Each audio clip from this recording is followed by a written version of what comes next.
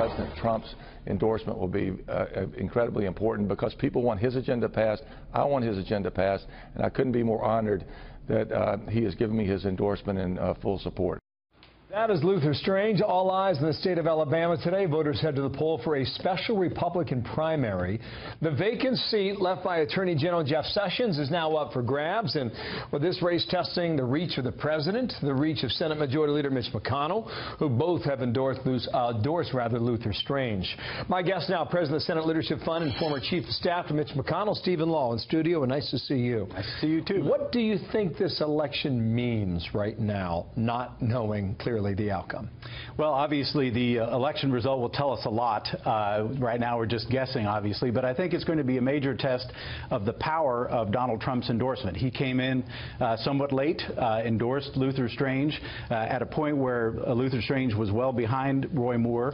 We think that Luther Strange is surging, probably pulled even with Roy Moore, and will definitely be in a runoff with Moore as a result of the president's endorsement. Right now, it's a tight race, right? Right. Would you? Yes. You would concede that? Absolutely. And if you don't get to 50%, there's going to be a runoff in September. That's correct, yeah. All right. Now, does Mitch McConnell help Luther Strange in Alabama? Certainly his group is helping Luther Strange a great deal. We've been in there mostly talking about Mo Brooks, but then in the last week we've been spending a lot of time talking about Luther Strange and Donald Trump's endorsement of him, and we hope that helps push him across the finish line. Which is my next question. How much of an endorsement does Donald Trump do for Luther Strange?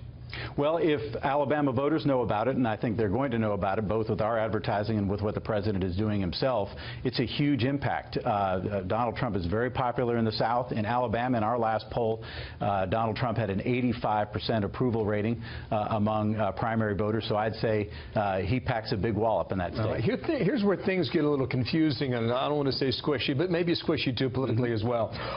The president tweeted this a bit earlier today on screen. Big day in Alabama. Vote for Luther Strange. He will be great. In the meantime, here's a political ad from Mo Brooks as well that runs the following way. They fight to keep the 60% rule that kills your agenda. I sure don't. McConnell and Strange are weak, but together we can be strong. That's the guy who's also driving around the state in a bus that says "Drain the Swamp Express." Right. That's a Trump message. Well, Mo Brooks is in a very tough spot because all during the presidential campaign last year, he was strongly anti-Trump.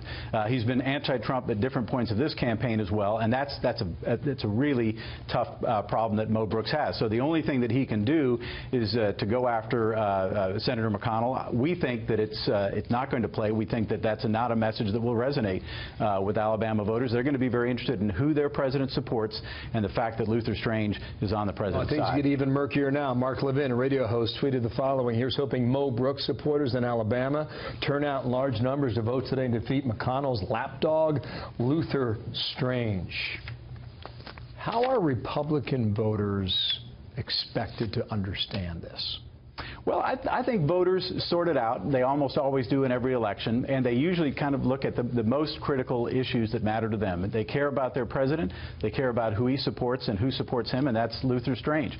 Mo Brooks and his allies have focused a whole lot on Mitch McConnell, and we think that it just reflects the fact that they have a very beltway mentality that is not going to resonate with Alabama voters and what they care about. Roy Moore is the Alabama Chief Justice who made a lot of headlines 10 years ago on the Ten Commandments. And that was an issue that Southern conservatives rallied around. Does he have much hope of winning today? Well, he will almost certainly be in the runoff if Luther Strange doesn't get to 50%, and we think it'll probably be a runoff.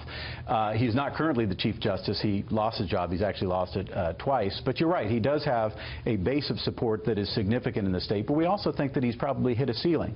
His numbers have hardly changed at all over the last few weeks, and we think that reflects the fact that all of the vote share that he's gotten is what he's going to get, and he's not going to be able to build enough so if he's running against Luther Strange in the runoff, will be successful. Give me a sense overall for how folks in Alabama who were on board the Trump train early, when you think about Jeff Sessions, when you think about that overwhelming primary victory that the president won in Alabama early on during the campaign, are they still with him? And if so, by how much? They're very much with him. We polled a lot during this whole campaign, and they're sticking with their man. They like him. They like what he stands for. They don't like every single thing that he does, and they were a little bit nervous about what the fight that he had for a little bit with his Attorney General, the beloved Jeff Sessions, who's also admired a great deal in the state. But they're very strongly with him.